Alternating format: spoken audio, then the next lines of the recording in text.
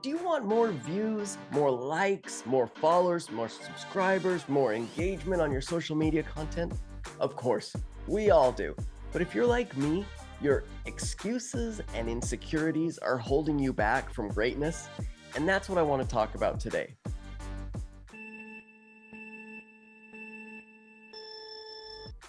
Welcome to the channel, guys. My name's Blaine Walker. This is Tiny Sparrow Marketing, and today we're going to dive into how you can get more attention and more engagement on the social media content that you're putting out.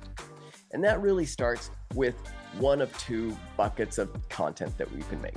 First is personal brand content. This stuff is the entertainment, the influencer, the educational content that you see out there that's really driving more of a growth of a platform or a growth of an account rather than it is selling a product.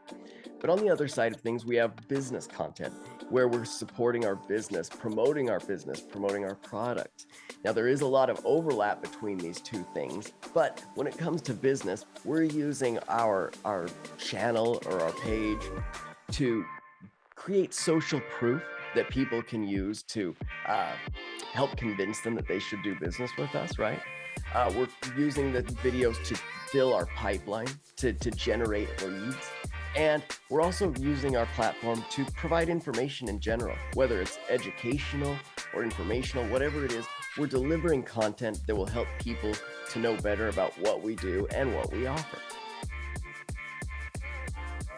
So I've got 5 main categories that we're going to discuss today that'll help you get more attention and traction when it comes to your videos. Let's start at the top. The first one is you need to define your niche and to stay in your lane.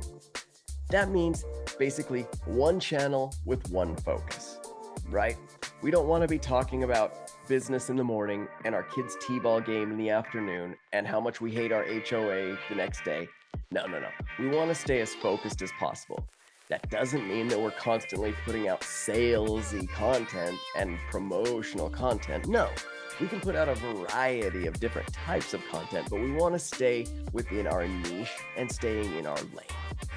Number 2, be persistent, consistent, and professional.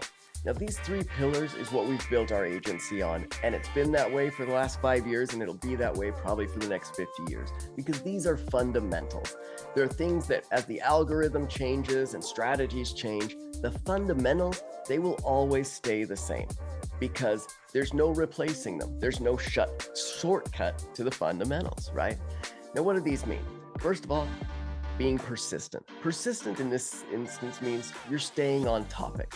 You're going to be persistently talking about one type of thing, not all over the place, staying on that one subject. Being consistent. Consistency in this instance means that you're putting things out on a schedule, that you're not missing or having big gaps in between your posts. No, you want to stay on a consistent schedule, whether it's once a week, every Monday, every Wednesday, every Friday, or every week on Monday, Wednesday, Friday. Frankly, it doesn't matter. Start with something that's achievable, that you know that you can do, that's not going to overwhelm you or set yourself up to fail. It's always okay to scale up. It's not always okay to scale down. So determine what you think is achievable for you in terms of content creation and stick to that at all costs. And finally, from these 3, professionalism. Professionalism means obviously what it sounds like. You want your videos to look as professional as possible. But don't fall into the trap of thinking that professional means that you have to have a perfect video with 4K resolution and an intro and music and a logo slide and a slide at the end of your video with all your content. That stuff's nice. Yes, it is nice, but it's becoming a little bit more played out. So you want to find a good balance between being professional, but also delivering content that is valuable, right? So don't feel like you need to always have all these other bells and whistles on your videos in order to be able to get started. You definitely do not.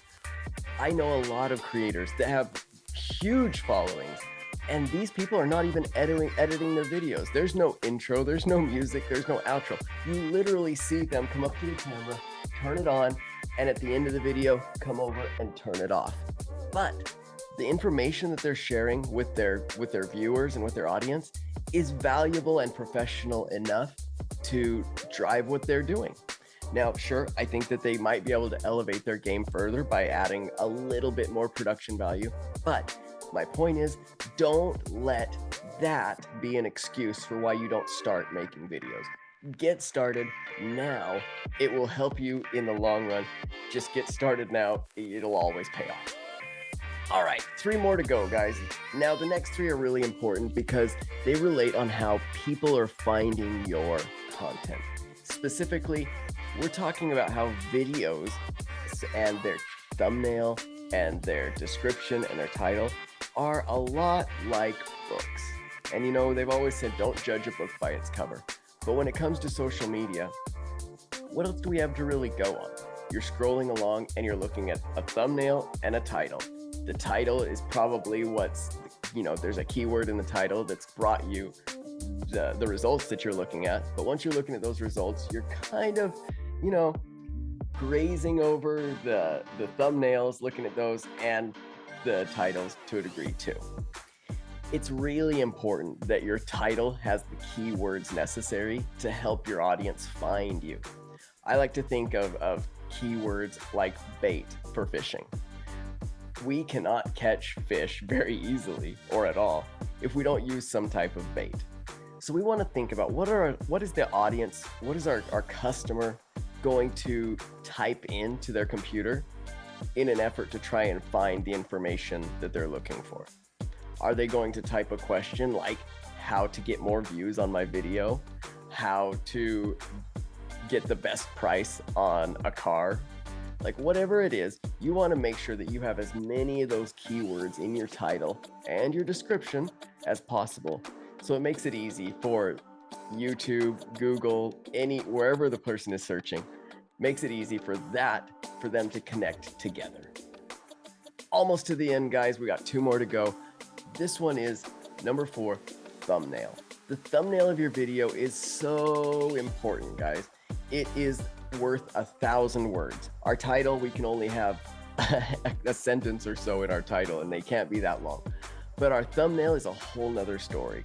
You can apply a lot of tricks and theories and different things to thumbnails that are proving to really drive the amount of engagement that a video gets. A great piece of advice that I have for you would be to research and look at what some of the people who are already successful, look at what they're doing and emulate what they're doing. People like Mr. Beast or Mark Rober, these people that have incredible followings, they typically have a very structured format for what their thumbnails look like. A lot of people are putting their picture into the thumbnail. A lot of people are putting, different words from the title into the thumbnail.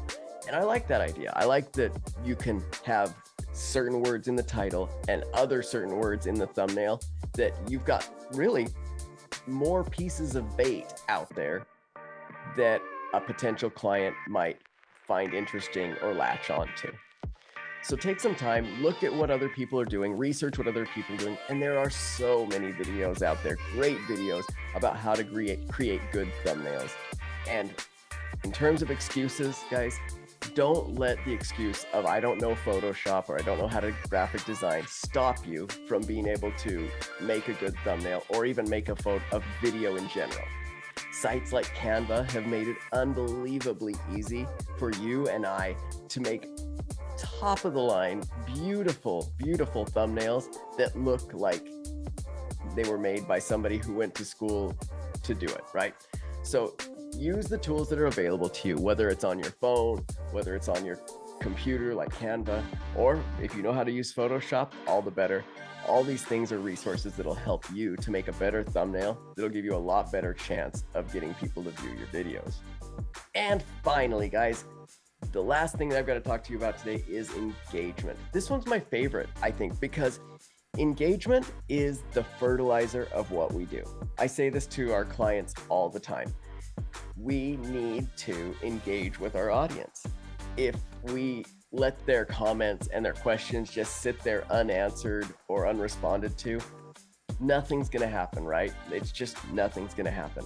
But if you are getting into your account and answering questions as quickly as possible, liking back people who've liked or watched your video, who've subscribed to your video, sending direct messages to thank people in the beginning if you've got time to do that, there's really no wasted effort when it comes to engaging with your audience.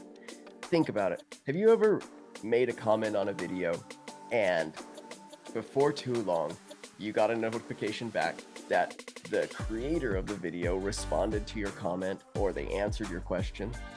It feels great, right? Especially if it's fast enough that they've responded in the same viewing session that you're sitting there watching the videos. It's like mind-blowing. It feels good. It's a dopamine hit. We all like it. And it never fails that when somebody comments or somebody likes or engages with us, we almost always have enough curiosity in us to go back and look at their account, see if they're making videos and see what they're all about. We always are looking for connections with other people and we want to see what made this person, vibe with the content that I put out. So any effort that you can put into engaging with your audience on the platform will pay off big time. On the other side of that coin, engaging off platform can be just as powerful and just as effective. But a lot of people don't understand what it can mean to engage off platform. Well, this can mean being a guest on other people's podcasts, if you have the option to do that. That's a great way to engage off platform. You can like people's comments on other channels. You can ask people's comments on other channels or on other videos. And otherwise promoting your content and your videos off platform is a great way to bring more attention and more views over to your videos and over towards what you are trying to promote. The other place that you can work on engagement is off platform. A lot of people don't understand what that means, but basically what I'm talking about is if you've got an opportunity to be a guest on somebody else's podcast, you should always take it.